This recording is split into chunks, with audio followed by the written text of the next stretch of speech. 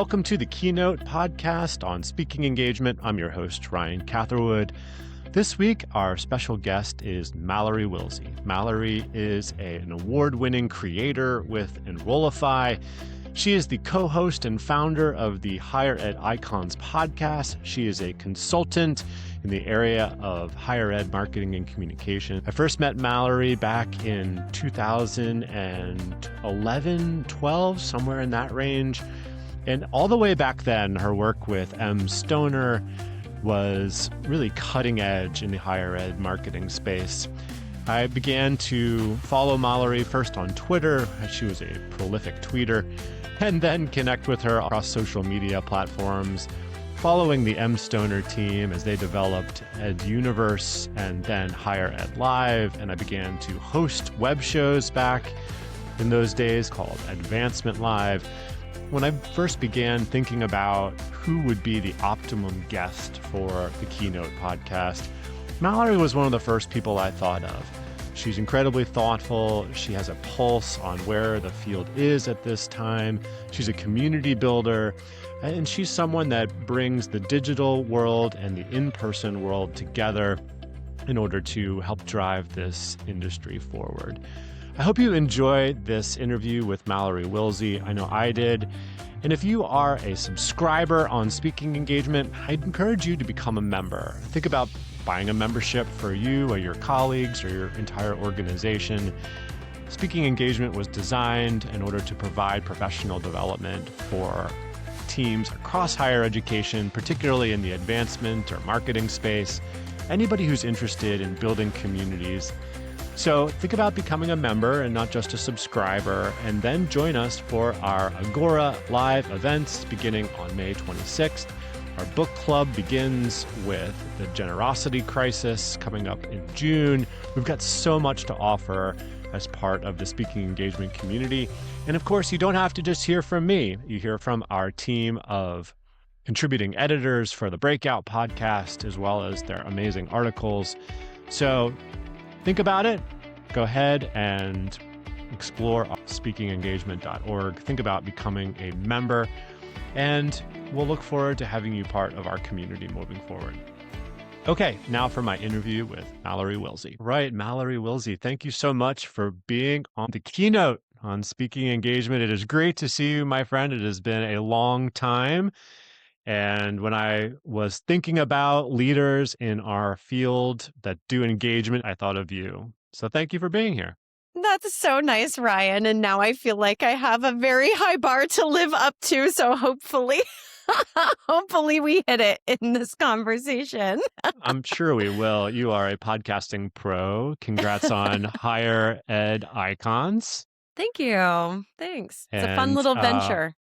Yeah, well, let's talk a little bit about that as we move forward. And you also have some other adventures, which I would love for you to share. But one of the reasons I wanted to have you on here at the onset of Speaking Engagement is actually when I think about my own journey in higher ed and the people that go all the way back to the beginning, someone I sort of think about as part of my own origin story.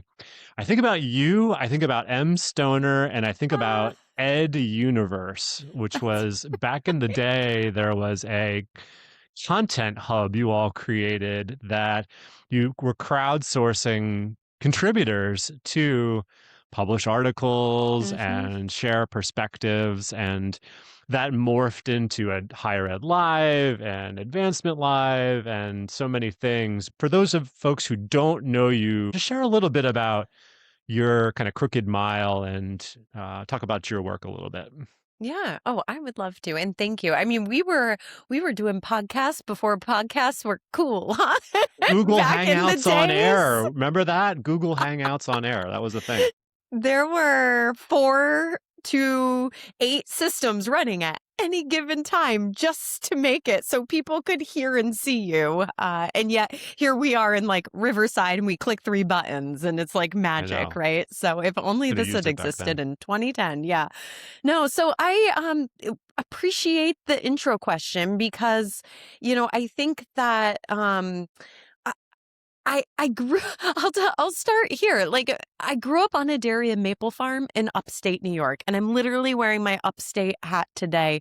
Like, this is who I am at my core, and throughout my whole career, I have had this bias for practical things, unfussy solutions, right? I've chased innovation, but it's always been from this foundation of, this girl who just like had to like milk a cow every now and then. And um, so when I think about the luck that I have had along the way, working for my alma mater when social media happened, and having a president who trusted a 22-year-old to figure it out for their institution, then going to M. Stoner and being handed this thing called Ed Universe, which was a community platform before anybody else was doing community platforms, right? We acquired Higher Ed Live from Seth Odell, a podcast before podcasts even existed. Like, I've had so much luck in my life. But, I like to think that along the way, I have been able to evaluate these new and emerging tools and solutions from the foundation of, well, what's the actual goal here, right? The cow's got to get milked. So, how do we go milk the cow? And it might not be the fanciest new tool all the time, but I have just had this thread of like, find the thing that's going to most efficiently get the work done, and then just go do it. The chance to build and bring together and establish a community with a professional set of resources and conversations and thought leadership is all there still. But I have to say, like, the entire, at least the advancement space, is a graveyard of failed Mm. communities. Oh. Network platforms and various types of groups. I mean, the reason LinkedIn is different today than it was 15 years ago is all of those groups failed. Mhm. Like they're not present anymore. LinkedIn's like, you know what, we're not going to worry about those algorithms around those groups anymore and show that content. And so, what do you think is the most important ingredient or ingredients that go into effective Mm. community building? Discipline. Because as you're describing all these LinkedIn groups that failed, is that LinkedIn's fault, or is it the Yeah. people who are running those groups, right? Yeah. Not Definitely having the the people running the discipline. groups, for sure. Right. Right. Because something tells me, as somebody who runs a LinkedIn group that's doing pretty well, if you have the discipline, right? And this isn't just for community building. I think this is just true for doing great work as a professional. And oh my gosh, this is like what I learned on that dairy farm. If you have the discipline to wake up every morning and do the thing that you know you need to do and not procrastinate on it, like that's 50% of it right there. And when I have recently been giving a keynote talk around the 10 different types of innovation, I come back to this point time and time again. Innovation doesn't fail because of a lack of good ideas. Innovation stalls or fails because of the process barriers, the resource barriers, and a lot of times just the discipline to do the thing. To answer your question, it's the same. I think it's the same challenges. Like, we put too much red tape in our way, um, and we wind up like self-sabotaging in the process. It's discipline, but it is, a grind. And I think, at least in the advancement engagement space, there's that push for results today. And that's not how you build communities. Communities are built slow and steady, wins the race, Yeah. featuring the people who are your early adopters and, being disciplined day after day, week after week. You We mentioned can't your like key. apply performance marketing metrics to things that build brand awareness. And I think that's like this trap that we are in right now where we can measure everything, and AI only helps us measure things better and faster, and review data at a speed at which, or correlate data at a speed at which we could never do before as just mere humans. And so I think I know I have watched this shift over the last handful of years. Um, uh, Performance marketing, whether it's just literally like surviving the budget cut, right? If we can attribute ROI and these, all these open rates, click rates, et cetera, to um, to anything we're doing as marketers, then that wins. But community building, brand building, raising awareness, you can't apply the same metrics. And so it's a challenge. It's a challenge that we have. You wrote a recent article and you were talking about how marketing and communications units, who are principally tasked with, yes, brand awareness, but also enrollment, retention, are carrying institutional survival. Share a little bit Hmm. about what you meant by that. Yeah, sure. So that was within the context of that 10 types of innovation talk. And, Marcomm sits at the intersection of every type of innovation that touches the external world. And so without going into all 10 types, right? Usually when we think of innovation, we're thinking about product innovation, the things we see on Shark Tank, the better mousetrap. But the reality is, if we're only thinking about those two types of innovation, we are leaving 8 other types on the table: network innovation, process innovation. And there is enormous leverage and enormous responsibility in those other types. And again, marketing sits at the intersection of all of the types that touch the external world. And so, therefore, I do believe they are carrying institutional survival because they control brand innovation, right? Marcom tends to determine whether an institution is believed, not just known. They control channel innovation, determining who can find you and how in a market that we know is actively shrinking. Marketing and communications build customer engagement systems like we have been talking about. That is a form of innovation, which can turn, an admitted student into a lifelong donor or not. They can see the service gaps before anybody else can within the institution, another innovation type. So they can see the friction in various processes of the customer journey, and they build the network relationships. So that is yet again another innovation type. And while they might not be responsible for like signing the dotted line, they're the ones that when an employer relationship, alumni relationship, community partner relationships, right? They tend to be touching, if not directly managing those types of, activities. So like every one of those 5 innovation types builds trust in some form or fashion, impacts the brand, impacts how the school shows up publicly. If roughly half of the institutional categories in higher ed are contracting, right? Enrollment declines, demographic cliff, the rising public skepticism about the value of a degree.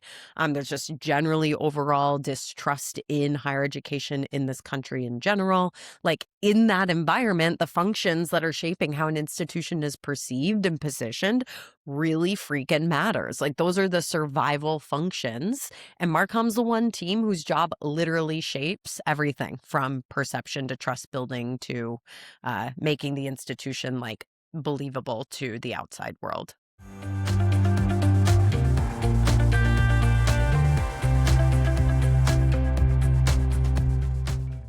When the marketing key teams that you work with are struggling to innovate, what's usually going on there that prevents clients from reaching the objectives that you might suggest for innovation? Yeah. There's usually 3 reasons for failure. The first is that innovation becomes episodic, and so it just gets treated as an event, or it's a rebrand, right? How often do we rebrand our institutions? It's a new initiative. It's a task force. Like, it's this thing that has a launch moment, and the momentum builds up to it, but then it dissolves after that launch moment, and nobody really owns what comes after it. So that can often be one of the failure modes. Another is that the innovation's performative. So the innovation lab or the task force or whatever gets spun up, but they don't actually have budget authority, or the strategic plan doesn't have any operational tether to it. And then the Yeah. third is that the innovation is actually just invisible because the work isn't compounding and it has no connection to each other. So really, and we call this silos, right? Like, and we all know those exist on campuses because work's happening in 5 different units, but it's not compounding on each other. It's not connected to each other, and it just multiplies the effort of us humans versus like building something that's more enduring. Do you think that Marcom is being asked to solve problems it shouldn't be in these circumstances? Yeah, I think that definitively yes. Retention problems, for example, are actually advising curriculum and student success problems, but a lot of times marketing has to carry the retention number. Brand perception problems are sometimes product truth problems, and you can't rebrand your way out of a crappy student experience. And maybe a third is just trust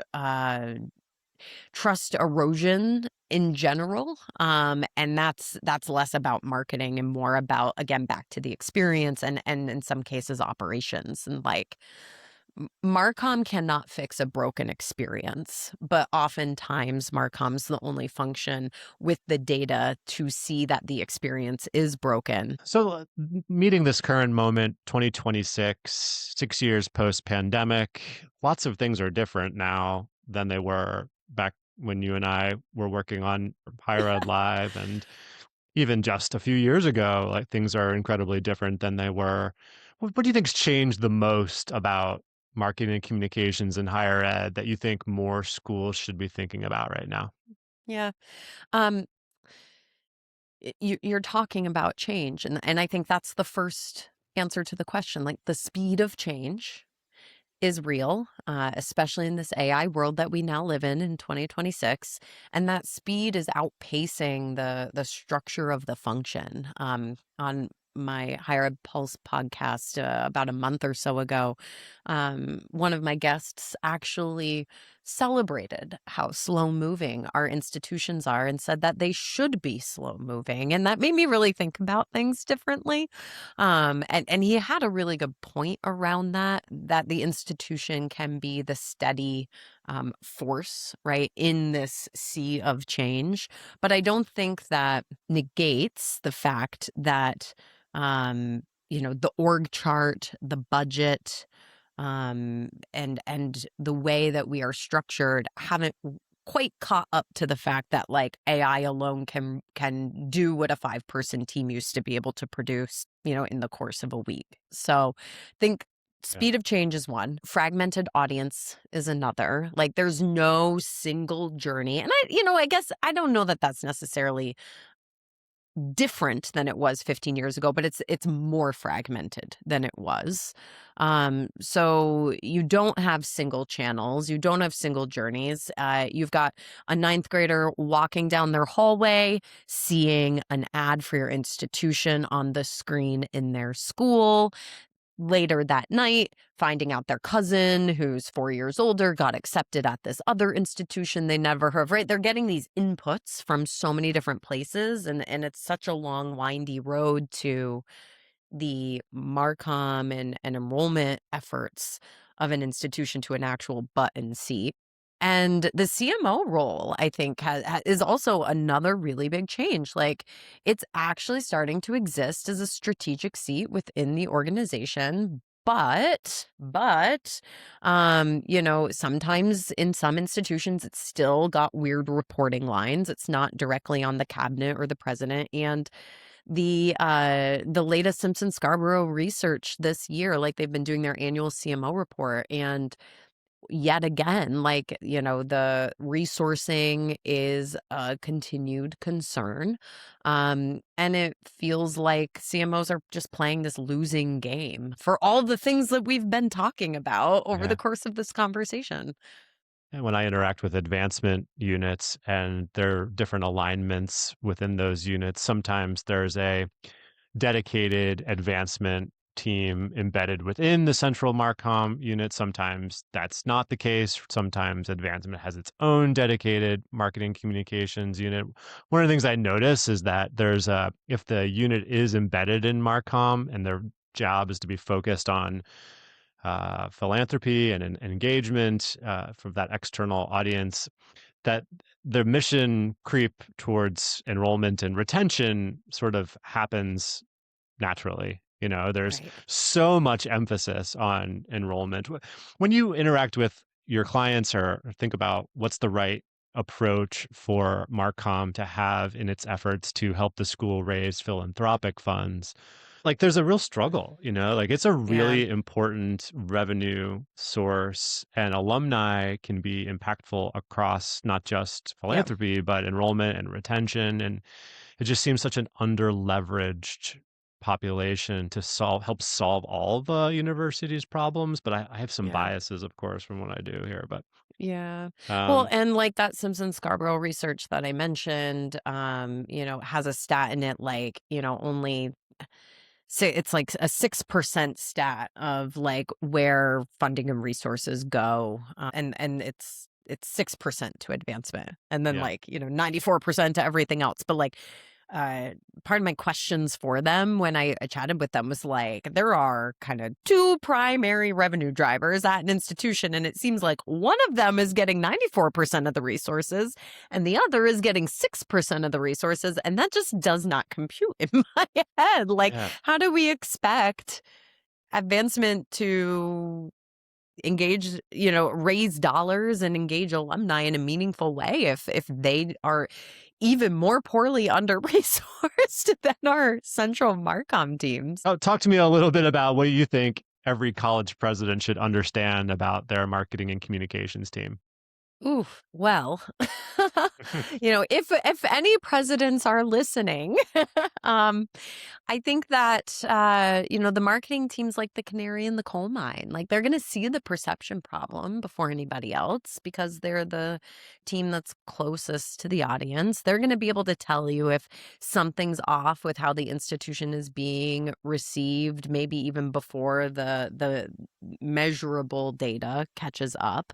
But they can't shape the room, or like they can't shape the message if they're not in the room, And so like promoting someone into the CMO role shouldn't just be about optics. It needs to be about making sure that the person has a seat when the strategy is being set. I would hope that presidents can understand that activity is not performance. And so please stop asking your CMO how many posts or emails or campaigns they did, and start asking what changed and how the institution is being understood and what trust is being built and what students are moving closer and faster to a yes, right? Get that average sales cycle down. And if you want your marketing team to behave like the strategic function that they should be, put them at the strategy table. Like it's just not that complicated.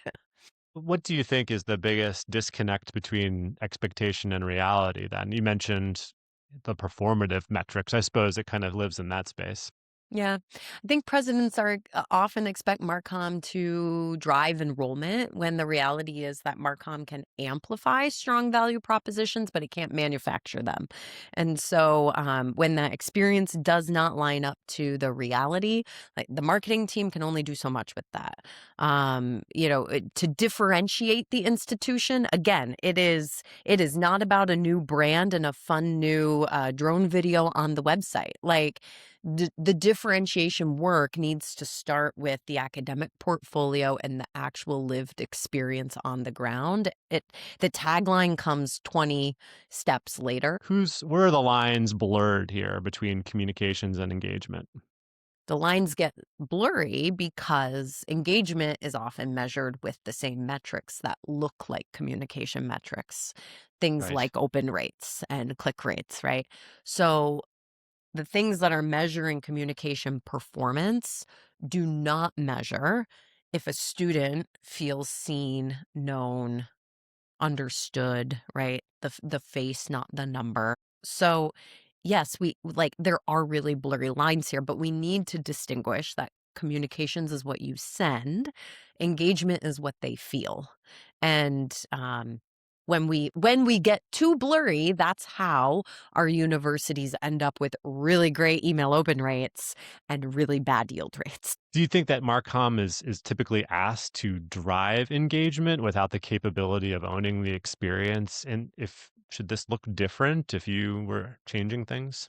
Yeah, I mean, I think that any good marketing team is partnering with their sales team. And we don't always like to talk about admissions and enrollment functions as the sales teams, but in my world working with agencies and ed tech companies, as a CMO or a CRO, like I'm always trying to make sure that there's a constant like interweaving of and feedback loop of what marketing and sales are doing. If you want marketing to fully own engagement, particularly in the college search process, like you need to give them the keys to that experience. But oftentimes those things are just sitting in two very different units.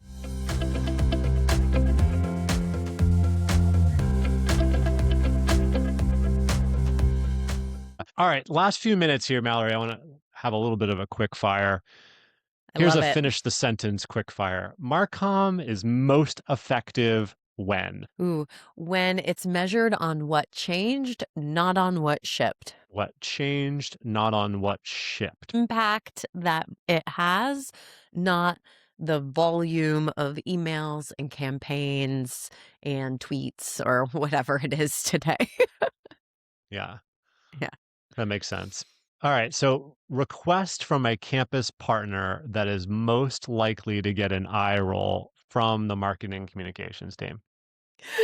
I've got one in your lane. Um, can we get this in the next alumni magazine? Said 2 days before the magazine prints. Ugh, yeah. I heard that one a lot when I was on a campus. Or, oh, but the dean just has some edits. Can you just plug them in? By the way, what's your view on the importance of alumni magazines? Love my alumni magazines. All right, I'm just speaking from my my undergrad and graduate. I get those alumni magazines in the mail and I care. I look at them. They sit on the coffee table for at least a couple weeks. Maybe I'm the outlier. I don't know, but I genuinely read them because I want the updates and the stories, and that is one of the primary vehicles for which I get that news. So I Do I they do help love them. enroll or retain students? Well, um, are they some component in the long and windy road of brand awareness? Perhaps. Is there a student out there who walked into their uncle's home and saw their uncle's alumni magazine sitting on a table and maybe picked it up and in their subconscious had you know, a little like brand recognition moment there, perhaps. Would anybody in their right mind ever connect an alumni magazine to a butt in a seat? I don't think so, but I think it's because it's very hard to correlate that. I just don't simply know that it's measurable. If your alma mater stopped sending you the magazine, would you stop giving? I would be sad. Um, no, I would not stop giving though. But I Yeah, would be sad because I do look forward to it. fair enough. All right, something Marcom teams should say no to more often. The one-off campaigns that are not tied to measurable business outcomes. Like if you cannot name what changes if the campaign ultimately works, why are we wasting our time and resources? I like it. In 5 years, Marcom will look more like blank. Ooh, this one's tough because it's like predicting what's going to happen with AI, I know. before, like, just in the last year, it's impossible to predict. But yeah, I do think that in 5 years, um, marketing teams are going to be more senior and they will be augmented with AI for production. And so hopefully that means freeing humans up to do the strategy work, the positioning work, the relationship building work. But I do think we are going to see, some of those more entry level positions get replaced. Mallory, if someone wanted to find you, work with you, figure out how you think about stuff, where would they look for you? The best place is to just go to MalloryWillsea.com, two L's in Mallory and Willsea. Of course, LinkedIn too. I'd love to connect there if you're looking to hit up my DMs. But you can learn more about me and my speaking engagements on my website, as well as the consulting work I'm doing. I primarily work with the tech companies, agencies, and other organizations that need clear strategy, stronger positioning, and content operations. My perspective is that community building is important, that your market presence shapes how you will show up for this industry and be, like, known, and trusted. And don't we all want to work with people who we like, know, and trust? So there's ways to do that. And I hope companies kind of figure it out. Awesome. Well, thank you so much for your commentary. I learned a lot from you. I know others have too. Thanks for being on the keynote. I appreciate you. This was great. So much fun and really nice to reconnect with you.